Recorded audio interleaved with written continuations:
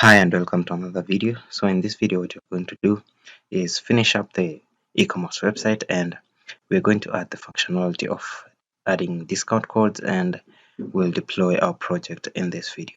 So to get started, what we're going to do is add a little touch-ups on our project, and we'll start by adding a logo and just fixing up the navbar, and we'll get rid of this navbar here. And in your project you can go ahead and add the functionality of adding in the search feature, which I'm not going to do, but you get the idea. So if you need me to do a detailed video, you can let me know. So again, we're going to change again this footer here. So let's get started, and we'll start by adding our logo there. So inside our base template, make sure you have your logo. So I have my logo there, and we have our favicon. Do we have our favicon? Nope. But you can go ahead and also add another favicon and just say a link.favicon like that, and you can add the path to that specific favicon or fav icon, whatever you might call it. So to start off with, after that, in where we have our nav brand, I'll add in an image tag and set the source as coming from the static files, and it is this logo. Where is it? So logo black. So let's say logo dash black dot svg, and you can use any file format. So I'm using svg for this, so logo black dot svg, and alternate, just say this is our logo. So we can go ahead and get rid of our nav brand, and we might want to change this navbar a bit and just specify that we have that logo as taking us to the home page. So I'll go ahead and comment that, and if we come back and take a look, now we see the styling is messed up. We can go ahead and fix that and just add some styling on the image there. So we have a style. We can set the height to, let's say, 40 pixels for now, and that should fix up that. So as you can see, we have our logo there, and you can go ahead and fix or get rid of this banner here, and it is just changing up the fonts and stuff. You get the idea. So I went ahead and just added some few products in our admin panel here. So we have a new products added there, and you can go ahead and add in a lot more products. So after that, we'll need to get rid of this navbar here, and that is inside our home.html. So inside our home.html, inside this section where we have this navbar, can get rid of that and tap that in, and inside the base we can change this to be container fluid. So container fluid like that, and we can specify a class on the image as well, and say class margin left as 0 and padding left as 0. That will just push everything to the extreme ends there. So if we refresh, now you can see the difference. So we have that, and we have our banner gone there, and we can go ahead and fix that by just saying this section can have a margin top of 3. So refresh that, and we have those images there having some margin on top. So let's start by adding the footer, and we'll get the footer from mdbootstrap.com. So go ahead and type in mdbootstrap.com, and you can get the footer from any site. You can get it from bootstrap.com, but I like to use mdbootstrap. So let's get our footer there, and what you need is something like this with a lot of customizable links. You can check out something like this, or let's say something like that with the tail. So I'll copy the code, and inside our base.html, if we scroll down, we have that div with container fluid, have the div of messages there, and in here we have our two footers. So I already copied it, and I'll just go ahead and cancel that or get rid of our first one. And here we have our footer. So let me scroll downwards and get rid of the comment. And if we come back and refresh, now we see we have our footer, and we can change the color of the footer to be dark. So we can change the color to be elegant. And these are just MD Bootstrap colors. So whatever system or whatever framework or library you're using, it has its own specific colors. So make sure you can go ahead and just check out the various colors that they have so that you can know what color to use at what specific time. So you can go ahead and check the colors as that loads. If we refresh that, now we see that we get the elegant color, and here are our colors. So I'm using the elegant color. You can go ahead and choose the elegant dark. So we can just go with elegant for now. And what we have been doing in this tutorial series is just creating the functionality, the core functionality of an e-commerce website where you have our products being added to the cart. There we can increase the quantity, and we get these nice looking messages. We can go ahead and remove that product completely, go back and add another item to the cart. So we add that item to the cart. We can go ahead and increase the quantity, decrease the quantity, and when we proceed to checkout, here we fill in our information and we continue to check out, and this needs to be, let's say, continue to payment. So open your checkout.html, and this needs to, let's say, continue to payment, like that. And if we refresh, so what we want to do is, if before we proceed to payment, we see we have this form here where we can add in our promo code and we redeem that promo code. And while we are at it, we need to change this so that it gives us a little order summary of the items that we have in our cart. So let's start off by creating the models for this. So I'll go ahead and close some of these since we are not using them for now. Now, inside our catalog app, inside our models, open up our models, and for the coupon, we'll create a new model and call it, let's say, coupon, which is just going to be a models dot. So models dot model, like that. And for the coupon, essentially a coupon, the attributes that specify a coupon should be the code for that specific coupon, which is just a character field. So say so models dot character field,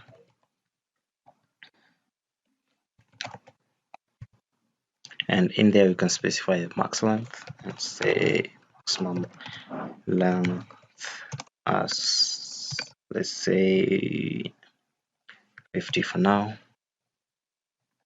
and fix up the spacing there. On a specific coupon will have a specific amount that is attached to that coupon, so that when you apply that coupon, you have that amount being deducted from your order total. So go ahead and add in amount, and we'll just set this to, let's say, an integer field, and that's it. So we can go ahead and define the string method.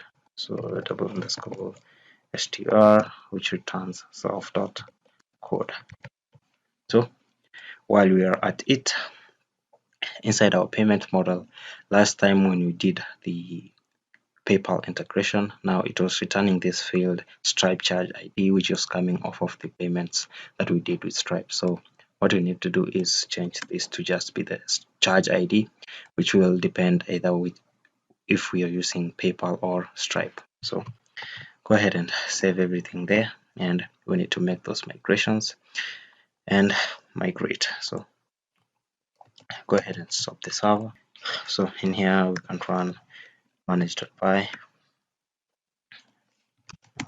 make migrations like that.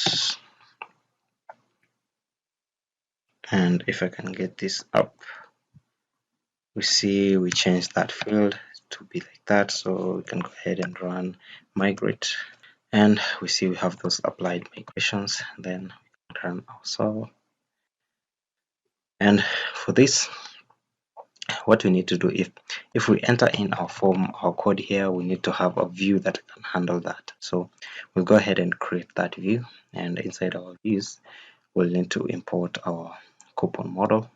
So from the models, we can import the coupon model. We have our coupon model there. Then we can go ahead and create the view that can handle that. So just above the add to cart view, we can create a class-based view and say this is just the coupon view, and it inherits from the generic view. And we can go ahead and define a post method, since we'll be posting some data to the backend. So you can go ahead and define post, text itself, arguments and keyword arguments as usual. And in here you can just pass for now. And this coupon view, we can take it into our URLs.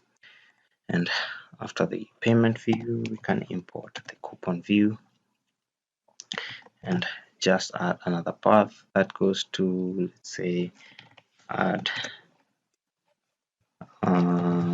coupon, and uses the coupon view. Then we say dot as underscore view, since it's a class-based view, and the name of that view, we can name it as add coupon, same name. So add coupon like that.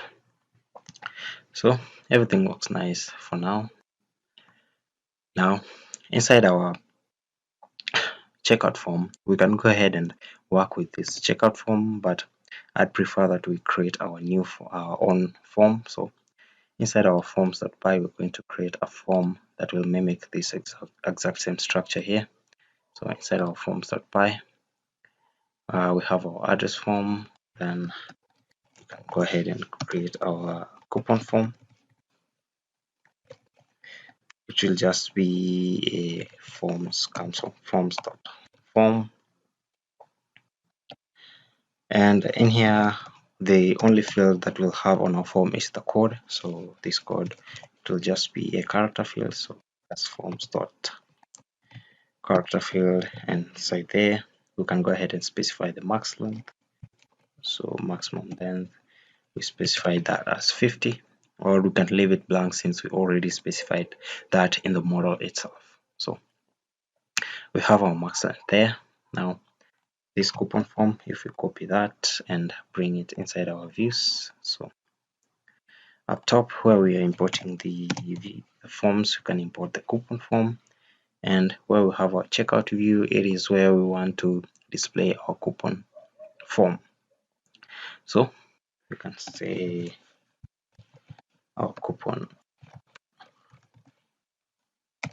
form, it will be an instance of that coupon form, and we can pass that into our context like that and specify it as the coupon form. So our coupon form is that coupon form, and this coupon form, we can access it inside of our template, since we're already passing it inside the context. So if we open checkout.html, and where we have our, if I can just find it, where we have our promo code, and in here we have this form, we have that input with type text, a class of form control, placeholder, and all that. We can go ahead and display the coupon form there. So we have our coupon form there, and we can take a look at how that looks like if we go ahead and refresh that. Now we see the styling is messed up. We can go ahead and style it to look exactly the same as this other form. So we can do that inside our forms. And so inside our forms, we can specify that as we can specify the widgets as being forms.text inputs, and inside there we can specify the attributes. So we have our attributes, and we can set that to our attributes that are specified on our promo code input field. So we have the class there, and so we can copy all that inside our forms. We can paste that there, and I'll format that. So we have that, and we can go ahead and pass in the maximum length. So right there we have the widgets. We can pass in max length as 50, like that. So go ahead and save everything, and inside our checkout form we can access that coupon form by just saying coupon form dot code, since that is the only field that we have, and we can comment out that. And if we come back and refresh, now we see we get that form. It is working as well. And if we continue, let's say if we add in any information here and add in an address and continue to payment, you will realize that this is the same. We have the exact same thing, the exact same card on the checkout form. So if we can go back, we have the exact same card on the checkout form. So what we need to do is we can outsource that from a central component and say that if we open our payment.html and we have this div with a column, this div of column medium 4 and margin bottom 4, we can cut out everything, and let's say everything from that. So what we can do is cut out everything, and we can make a centralized component and outsource everything from that. So we can cut out that, and let's say in here we can just include, let's say, our snippet, or say snippet.html, like that. And inside the templates we can create a new file and call it snippet.html, like that. And inside snippet we'll paste everything there, save everything to have everything formatted correctly. And inside the payment view we are already passing in the order, and what we'll need to do is to just pass the same order inside our checkout view. So let's go ahead and do that. Inside our views we can check our payment view.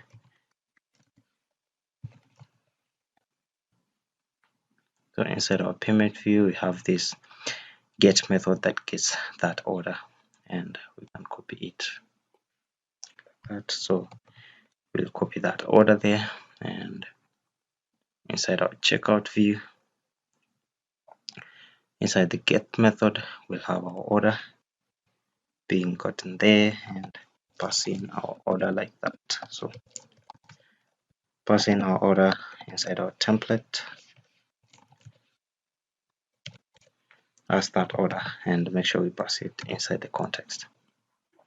So we have the order and the coupon form being passed in there. And so inside the checkout.html, all you need to do is to include that snippet. So if we close out everything, we have our form there, we have the promo code, and we can just include our snippet.html like that, and maybe tab that in, cut that, clean up everything, and we'll see how this looks like. So if we refresh, now we see we have that. We have one black denim shirt, and we have a total of that. So right now we don't have any promo codes, and that's why you're using example code here. So we can see how we can handle adding the promo code. So to do that, we have our checkout and payment sorted out. So inside our checkout form, and another thing while we are at it, inside the payment.html, and if we open snippet, and inside the payment.html, we don't want to display this coupon form. So what you'll need to do is add in a conditional and say if, let's say, display form or coupon form. If display coupon form is true, then we'll go ahead and display that coupon form. Otherwise, we'll not display it at all. So inside the snippet, we have display coupon form there, and inside the views, inside the checkout view, we want to set display coupon form as true, and inside the payment view, we'll set display coupon form as false. So we can set display coupon form as, let's say, true for that, and we can copy that and find the payment view. So our payment view there, then now we can add in display coupon form as false. So everything looks good, and inside the checkout view, make sure we're passing in the comma there. So that looks sorted. We can close off payment and the snippet. So inside the checkout view or the checkout.html, we need to see how we can handle the post data that is coming from submitting the form. So inside the view where we have the coupon view, we can search it by saying, let's say, the coupon view, and here we have the form. So we can get our form as being the coupon form, and we can pass in the request.post data, so self.request.post or none. And if there's no data that is coming through, then we'll just have none. So say if form dot is valid, so if our form is valid, then we can go ahead and, let's say, just print form.cleaned data. So we can print the clean data that comes from the form and have that, and let's say return a redirect to, if we can check our URLs, we return a redirect to checkout. So same name as checkout.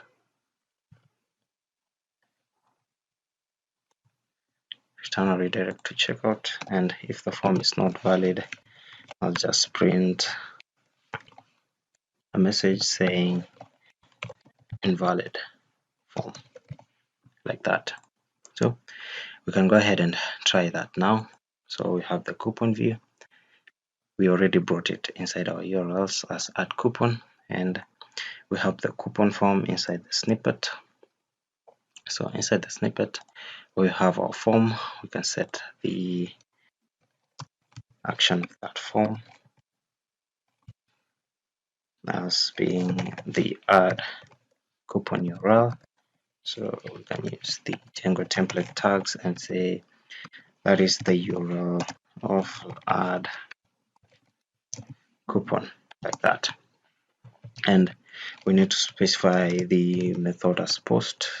So method as post, and after that passing in the CSRF token, like that. And we have our form. So if we check now, in here where we had the input, I messed that when I was copying around, so you can close that and get rid of that, and just say there will output coupon form.code like that. So everything looks fine, and this type of button we need to change it to submit like that. So you can go ahead and try that out, refresh everything. Now we have our code, we can pass in any code, and if we come back and check, now we see we have that data coming through, we have the code is test. So to link that code to that specific order, or to link the coupon to the specific order, we'll need to add a field on the order model that references that coupon. So inside the models, we'll add another foreign key field, and that will be the coupon itself. So our coupon will just be a foreign key to the coupon model, and on delete we'll set null as and specify blank and null as true. So we have the coupon and the coupon there. We can stop the server and make those migrations. Make sure everything is correct. So make those migrations there. Can migrate and run the server there.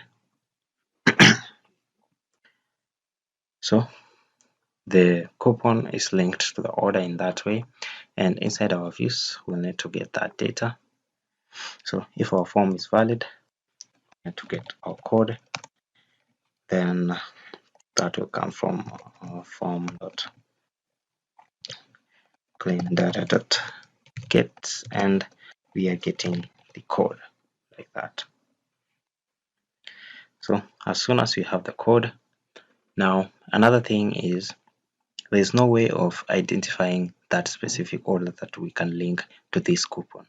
So what we need to do is create a certain code for that specific order. So we have this code here, and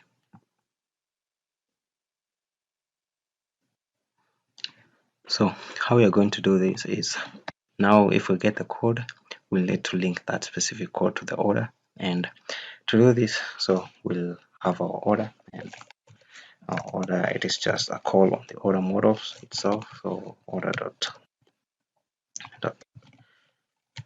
objects.get, and we're getting where the user is the request user, and we can see how we called that, or we can just go ahead and do it ourselves. So where the user is self.request.user, and we need to get the orders that are not ordered yet. So ordered is false. So we get that order which is not ordered, and it is linked to the currently logged in user. So once we have our order, then we can specify as order.coupon as all the coupon objects. So make sure we have our coupon model imported. So create the coupon objects dot get, and we want to get that coupon where the code is the code that is being passed in. Okay, then just call order.save, and we might want to wrap this in a try catch method. So we'll try that, try get the order, link that specific coupon to the order, and after that we'll, let's say, return message. So messages dot success of self dot request there, and the message itself, let's say successfully added our coupon. So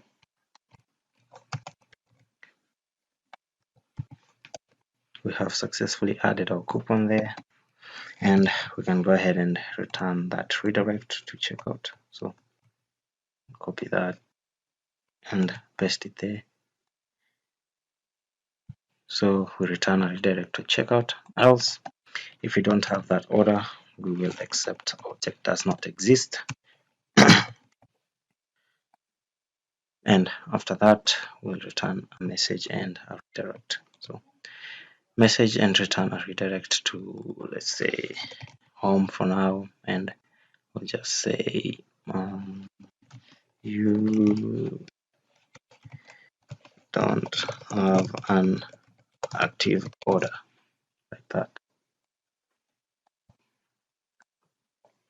Now, so we can go ahead and get rid of all that. If our form is invalid, we'll just want to return a redirect also, and add a message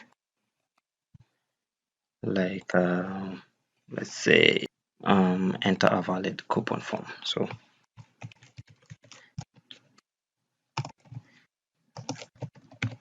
enter a valid coupon code, not form, so coupon code, like that, and we'll return a redirect to, let's say, checkout there. So that seems nice. And inside the models, we need to handle if we have any coupons. So where we had the total, we'll need to check if we have coupon, and so if self.coupon there, and we are able to just call self.coupon since we linked that order model to the coupon model itself. So if we have a coupon, then we'll subtract the total. So total minus equal, then we just say the amount of that specific coupon. So coupon dot amount, like that. Now we can go ahead and test that out. So, and before we test it out, we need to go ahead and create some coupons. Now, to create some coupons, we'll need to import the coupon model inside our admin, and we need to do that inside our admin.py. So we'll have our coupon model imported there, and we can register it by admin.site.register. Then we can pass in our coupon just like that. And inside the model, we defined a string method, so it will just return coupon.code. So we can go ahead and run the server again.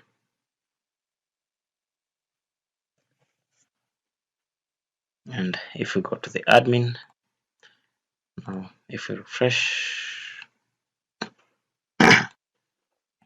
head over to catalog and coupons. Currently we have none, so we can go ahead and create another coupon. We can just call it test, and the amount we can set to 30.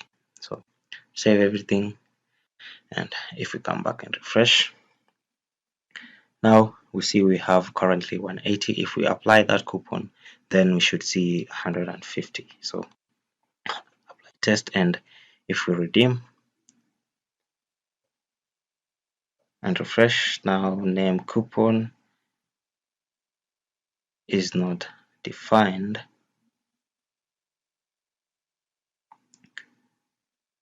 and we're getting that from the snippet itself. So if we open snippet, coupon form.code, now we are getting these errors because I forgot to pass in self there. So self.coupon.amount. So if we have the coupon, then we'll minus that amount from the total. And we can go ahead and check everything out inside the snippet. And what you can do is, if we have a coupon, so if we have the coupon in there, we'll display order.coupon.code, like that. And in there we can display the amount. So you can copy that, paste that there, and that will be coupon.amount, like that. So what you need to do is check if we have a coupon. So if order dot coupon, we'll go ahead and display that list item. And if we don't have a coupon, we don't display it at all. So like that. And we can add in a conditional that checks. We can say if we don't have a coupon, we'll have that same exact list item, but this time we just type let's say we can get rid of that and say no coupons attached.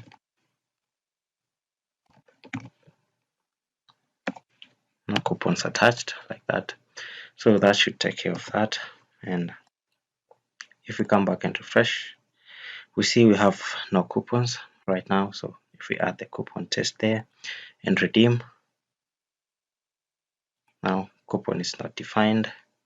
Now what you can do is we can try to get rid of that for now, and we'll see how we can handle that. So if we refresh, now we see we have that coupon applied, but the amount isn't getting subtracted. So we can probably bring it back and check if we have a coupon. Then total will be minus equals to self.coupon dot amount. So refresh that, and as you can see we get that 150 there, and we have the coupon. The code is test. So we can go ahead and try that one more time. So in here we have our order there, have the coupon attached. We can go ahead and remove that coupon. If we come back and refresh, now we see no coupons attached. We can apply the coupon, refresh, and we see successfully added coupon, and we see we get the amount is 30 shillings, and we get this nice looking message there. So everything looks fine, and we can go ahead and try to complete the process. So right now we have a black shirt. We can go ahead and add 2 items in the cart. So we have 2 items in the cart. You can go ahead and add in an address, select a country, add a zip code, select stripe, and we can go ahead and apply the coupon. So apply test, then we redeem. We added that coupon there, so add in an address again, select a country, zip code, select stripe, then continue to payment. Now if we check in with our card number, which is just 42424 times, and check out with that card there, now we'll get an error. It is because if we get an authentication error, now that means that we didn't supply our API keys, which is correct, and that is just what I did. And if you can check back inside our views, if we go back, and you can see our Stripe API key isn't loaded. So you can go ahead and put in your Stripe API key and try to complete the process. So at this time, the project seems complete, as to my point, as you can get, let's say, a clear overview of how the core functionality of an e-commerce website runs. So what we're going to do in this part is look at how we can deploy our project, and the service that we're going to use is Heroku. So to do this, what we're going to do is search for Heroku. Let's get a quick search for Heroku and Heroku Cloud Application Platform. And you can use whatever platform that you're comfortable with. And in this platform, I'm just going to be using Heroku. And as you can see, I'm already logged in. The first thing that you'll do if you are doing this for the first time is to create a Heroku account, and you'll need to verify your email. So it is just signing up the normal way. So you go ahead and sign in or sign up and submit your details, verify your email, and you'll be redirected to your dashboard like this. So to do this, if you're on the dashboard, the first thing we're going to do is to create a new app. So as you can see, I already have another app created here, but I'll go ahead and create a new app.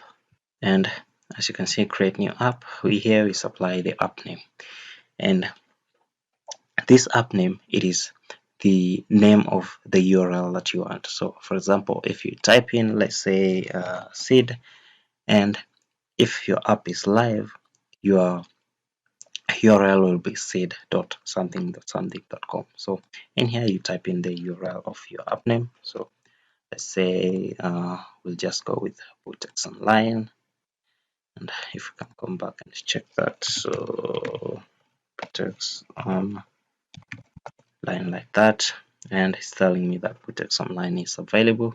So you can go ahead and select the region, as I'll leave the default as United States there, and hit create app. So I'm really going through this fast, and in a later video I'll do a detailed introduction of how you can deploy your application to Heroku. So in this, as you can see, you're already redirected to this tab here, and you're already on the deploy tab. So the deployment method, as you can see, you have options here. You can use Heroku Git using Heroku CLI, which is the command line interface that Heroku provides, or you can use GitHub or a container registry. And with GitHub, you just go ahead and create a new empty repository on GitHub, and you just connect it and you will deploy it. So what I'm going to be using is Heroku CLI. And if you don't have Heroku CLI installed, it is just really easy.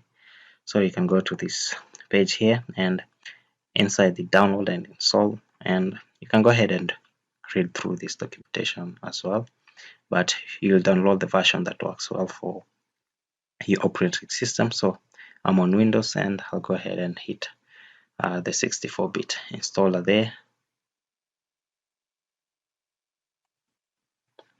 So go ahead and hit download and download it for your specific operating system. So inside here, and it gives you the steps of how we are going to use to do this. So first things first, and as you can see, it is telling that if you haven't already, you can log into your Heroku account and follow the prompts to create a new SSH public key. So what you're going to do is type in Heroku login inside our command line, and I already have Heroku CLI installed. So before we start deployment, we'll need a couple of files and some pip installs. So to start off with, I'll start with let me create this. I'll stop the server there, and we'll do pip install gunicorn. Now in here you have this documentation, and as you can see, you can go ahead and read through this documentation. As you can see, we have been told that gunicorn is a pure Python WSGI server for Unix, and it has no dependencies and can be installed using pip.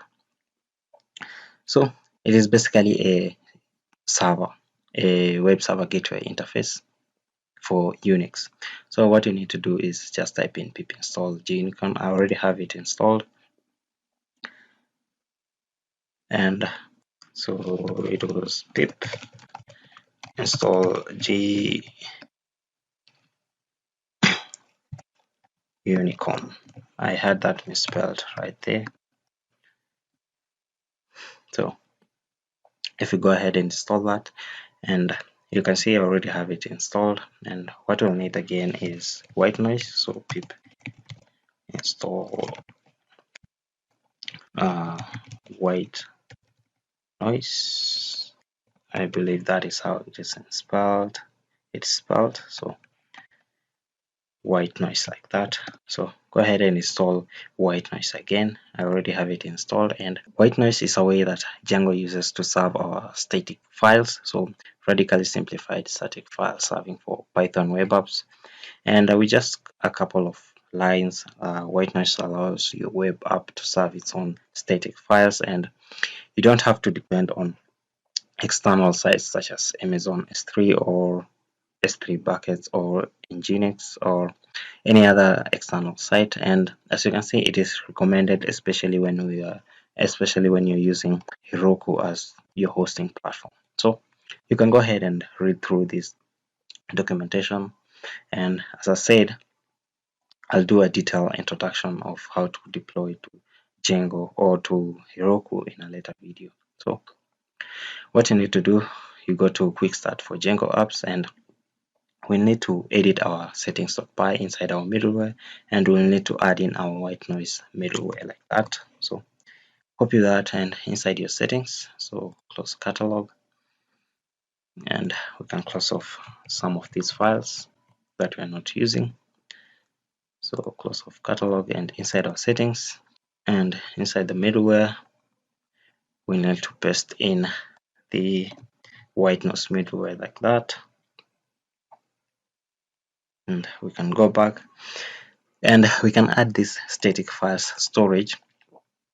That is if we want our files to be forever cacheable, but you can go ahead and do that for your project, of course, which I'm not going to do this, and it's just a simple startup project. So go ahead and do that, and after you've installed white noise and gunicorn, we'll need a couple of files.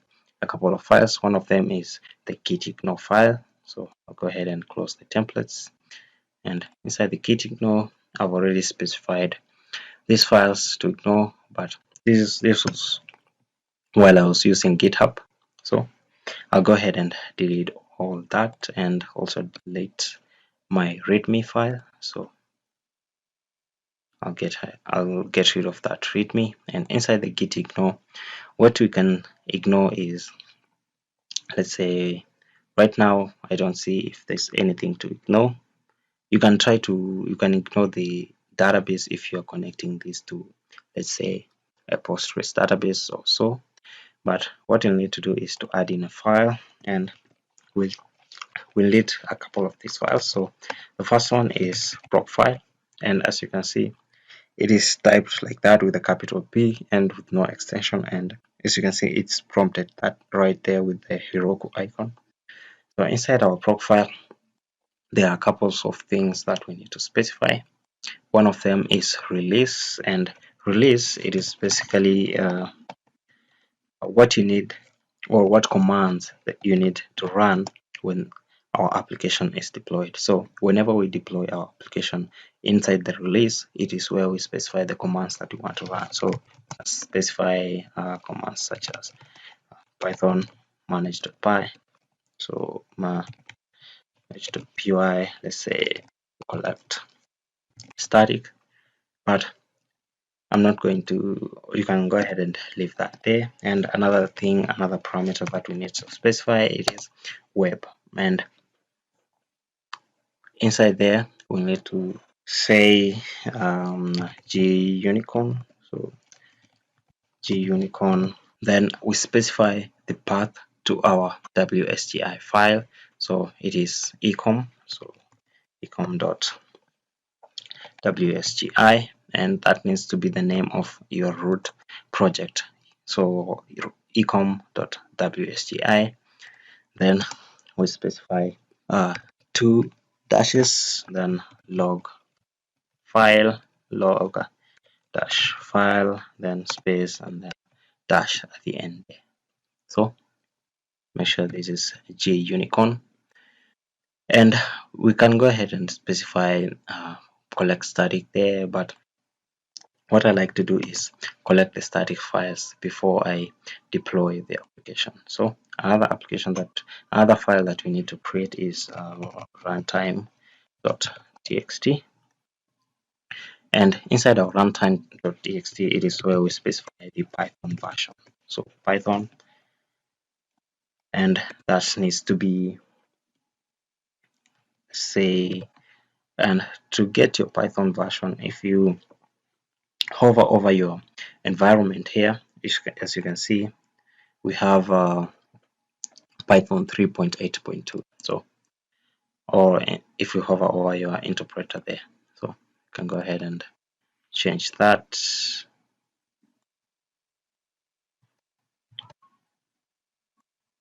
And the version of Python that we're going to be using is 3.8.2. 3.8.3 is out already.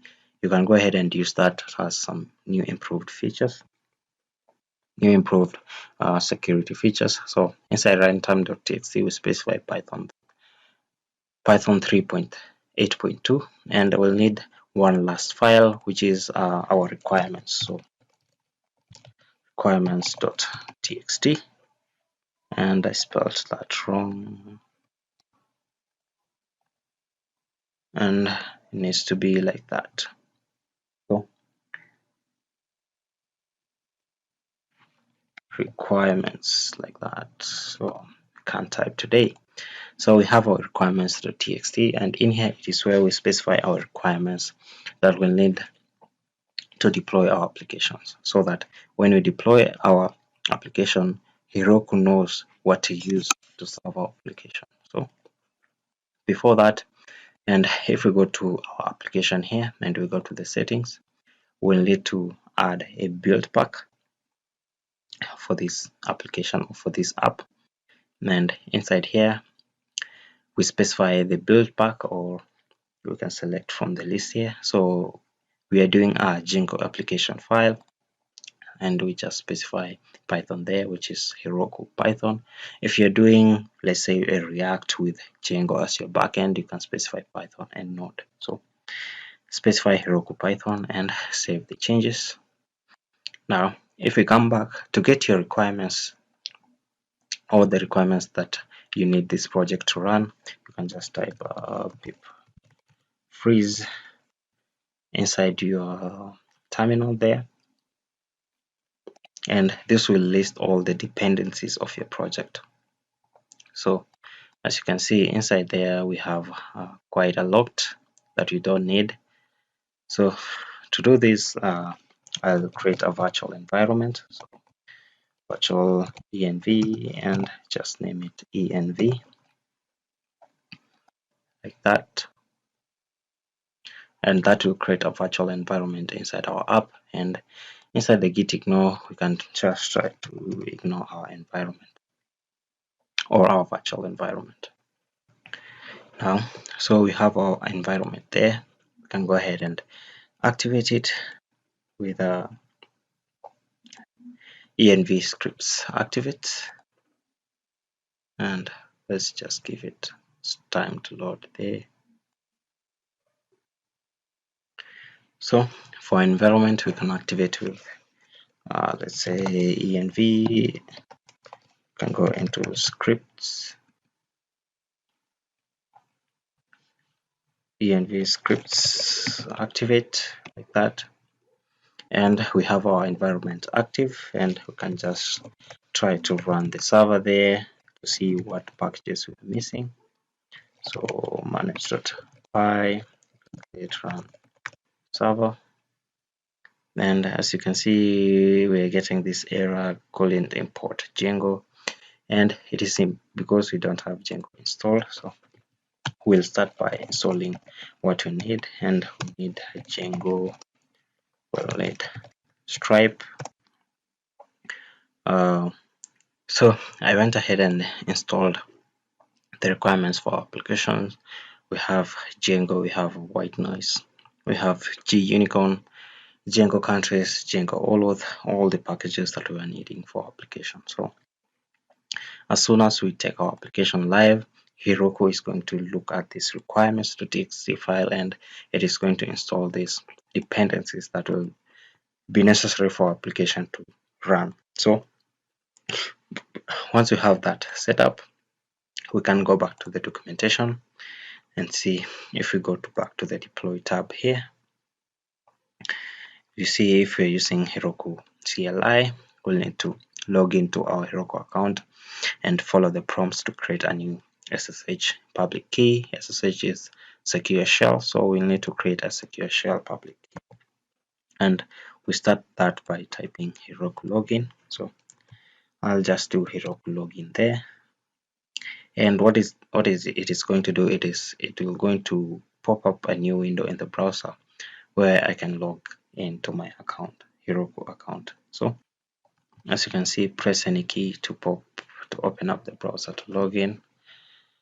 So it's really getting slow here.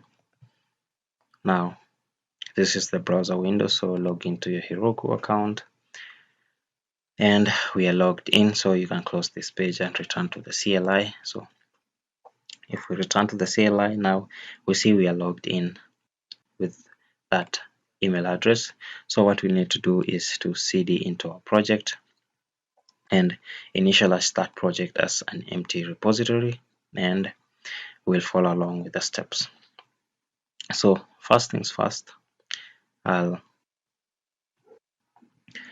so what you need to do is to change into our project, then initialize that project as an empty repository. So what we'll do, we will already change into our project. Then what I'll just do is git init there and initialize that as a git repository. And after that, we'll need to do Heroku git remote add, then we'll add that to our app. So paste that there and hit enter. And before we start pushing our code, and since we'll be adding everything, what you need to do first is to run that collect static command so that you have all our static files collected and inside one folder. So to do that, what we'll need to do is to check inside our settings. So inside our settings, we can go ahead and check to the bottom there if we specify the static root and static URLs. So make sure you have these settings specified there, the static root and the static URL. What it is going to do is, if we run that command python manage.py collect static, it is going to create a new folder static files inside our root directory. So what you need to do is check or type in python manage.py, then collect static, one word, like that. Now, as you can see, we have our new folder here created, which is static files, and in there we have an admin folder there, and we have all our static files there. And after that, what we need to do is to add everything and commit to our repository. So we need to type in git add, then dot, and that is just going to add everything to that repository. And after that, we'll type in git commit, then add message, then we just type in the message there. So after adding everything, we just type git commit dash add message, then we can type in our message. Let's just say this is our initial commit and hit enter there, and that is going to commit all our files. And now we are ready to push our code or our project. So what you need to do is just type in git push Heroku master, and it will take care of pushing our code. So I'll paste that there and hit enter. And for the first time, it's going to take a while. It depends on your machine. So I'm running on a really slow machine here. So I'll pause this, and now that took a while there. So if we can just go back and see what happened, and as you can see, right after we typed push Heroku master. As you can see, the first step is it's detecting a Python app, and that is because we specified the build pack inside our settings. And after that, you see it's telling us that there is a new released version, Python 3.8.3, with new security updates. And after that, it's installing Python, then installing the pip. Basically, it is installing everything that was specified inside our requirements.txt file. So if you can just get this down, and it is trying to install everything that is specified inside our requirements.txt file. So make sure that you get your requirements.txt files correctly. So after that, it goes ahead and installs all the dependencies that comes with those requirements. After that, building wells for collected packages, and as you can see, Python managed to collect static. There is no input since we already collected our static, and it was served in this static files directory there, so that didn't run. And after that, we see it is discovering process types, and Procfile declares process types, and Procfile, it is just the process file. So Procfile declares types web, and that is what we declared inside our Procfile. If we check, we declared web and set that to gunicorn, then set the path to our WSGI file. So if we check that and we see it compresses everything, then launches, and we see we released our new version, which is version 5. So verify, deploy, done, and we can go ahead and view that out. So if you go to your dashboard, and so now everything is refreshed. If we go ahead and open that up, now we see we are getting this error: Heroku, welcome to your new app. And it is not showing. It is because we didn't add this URL as an allowed host. So if we copy that again, we can go back to our settings.py, and if we don't add that, it'll just show the root app that is provided by Heroku. So we'll need to allow that, and we also need to allow our local host. So our local host 127.0.0.1, like that. Then you exclude the port number. So it will be a local host and roootexonline.herokuapp.com. It is basically the name of your app.herokuapp.com. So make sure you get that right, and we'll need to go ahead and commit those changes and repeat the process. So what we'll need to do is we'll add everything. So git add dot, then we'll commit all those, and let's say allowed hosts, then we'll just say git pull master, like that. And another thing with this CLI is if you try to misspell or type something out, is it will prompt you and ask you why you're trying to, let's say, spell this, or why you're trying to say push Heroku master, and you'll just key in yes and continue. So that's a good thing about the CLI. So I'll give this time to push that code live. Now what you'll notice is that for this second run, it didn't take that much time. As you can see, Python app detected, and there were no changes in the requirements. So there were no new requirements to install. That's why it didn't take that much time. So it installed the requirements, pip, compressed, and released another new version. So we can go ahead and check this out, or what you can do is just type in Heroku open. Now what this is going to do is it will pop up a new window in the browser, or a new tab in the browser with your app open. So what we need to do is, if you open the browser, now we see we have our app, it is live. We can go ahead and log in and sign up. So let's go ahead and test the functionality of this site. We can go ahead and sign in with our username, and this is the username that you created for, let's say, for a super user. So go ahead and sign in with the super user, and as you can see, it redirects us to account's profile. And what you want to do is change this so that if our app is live, we don't want to get these debug messages. So what we'll need to do is change the redirects and also get or handle this redirecting with the debug. So to do that, what we'll need to do is, and just to show you that it worked, if we go to the home page, now we see we are logged in and successfully signed in as Sydney, and we have 2 items in our cart, and we can go ahead and delete those items, and the site is live. So we can continue shopping and everything looks correctly. So let's go ahead and change that. And what you need to do is, if you go to the settings, now we didn't specify any login redirect URLs.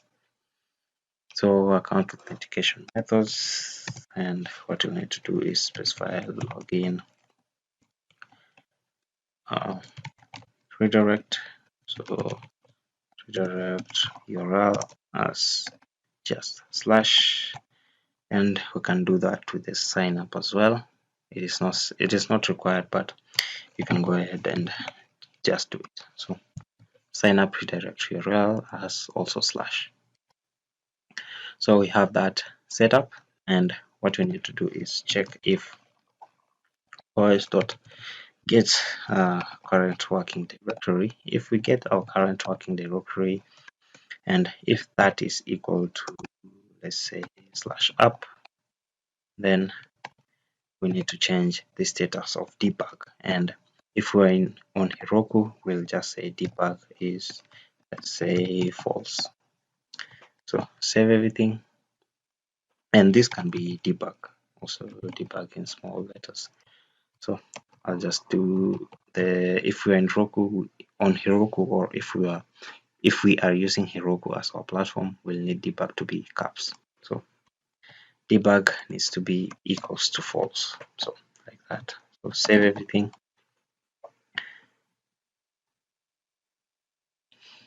And after this, we'll need to commit also those changes and see how everything works out. So after that, we'll need to add everything. So git add dot, then git commit hash, add our message, let's say debug, and these messages can be anything. So git push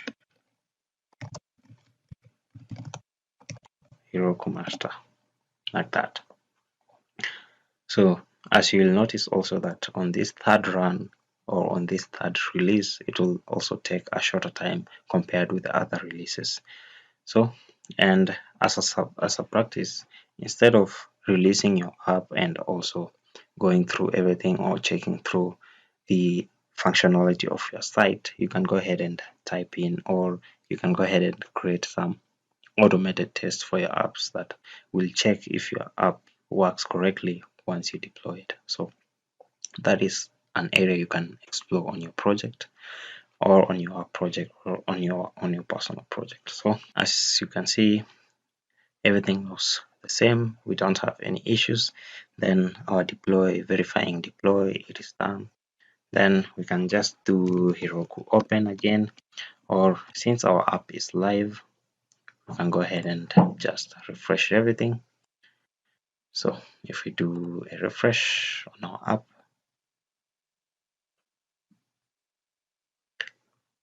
now if we log in again and log in with our username, so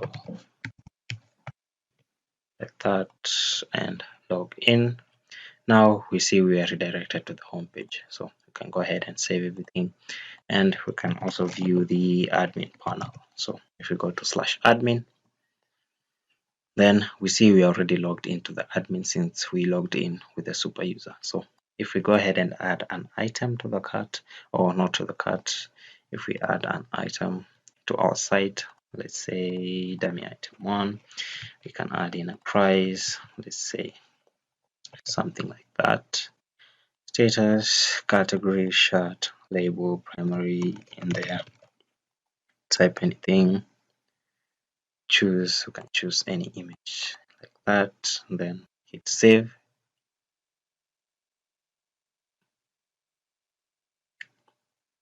Now we see dummy item 1 was added, and if we come back and refresh our app,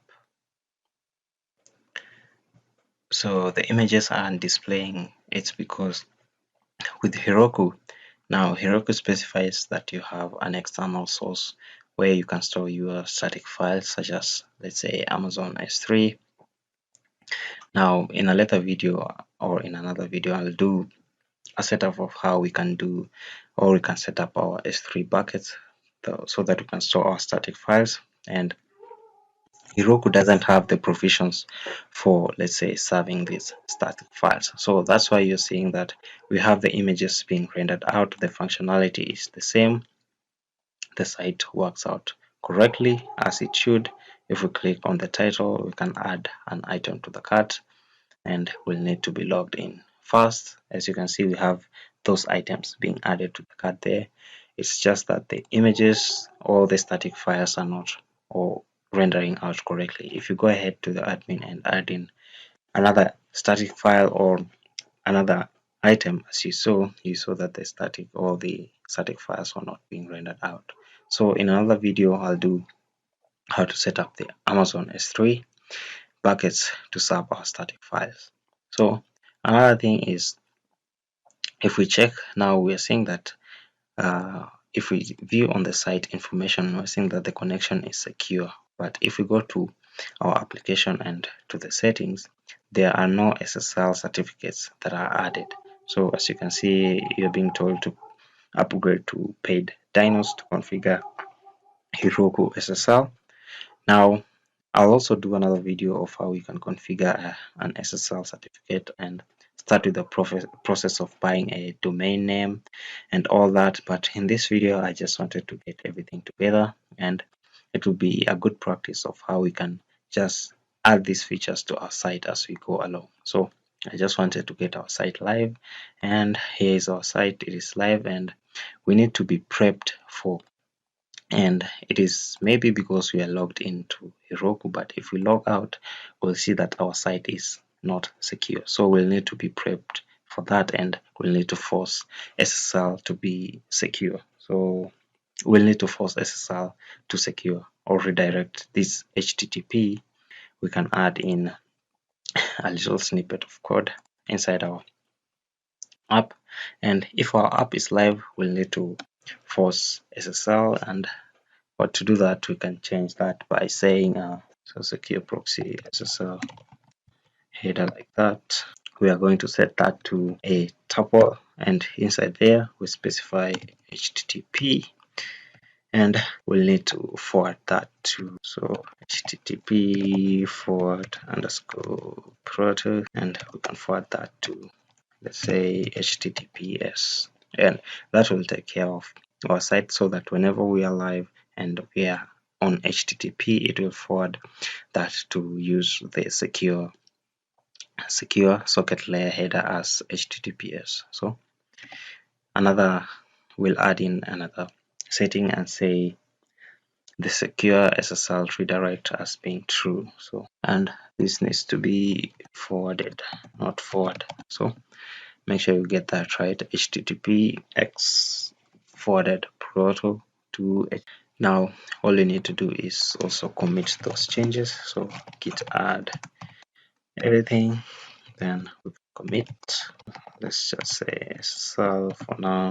Then we can push everything. Now that should take care of the rendering whenever we are live, and we can go ahead and type in Heroku open to view our live application. But of course, we're not going to get the images since Heroku doesn't provide or doesn't have any provisions for rendering out the static images or the static files. So this image you're seeing here, it is coming off of the mdbootstrap.com, but the core functionality of the website, it is still working correctly. We can go ahead and log in or sign up, and that looks great. So I think that should do it for this video, and I think this is going to be also one of the last videos in this series.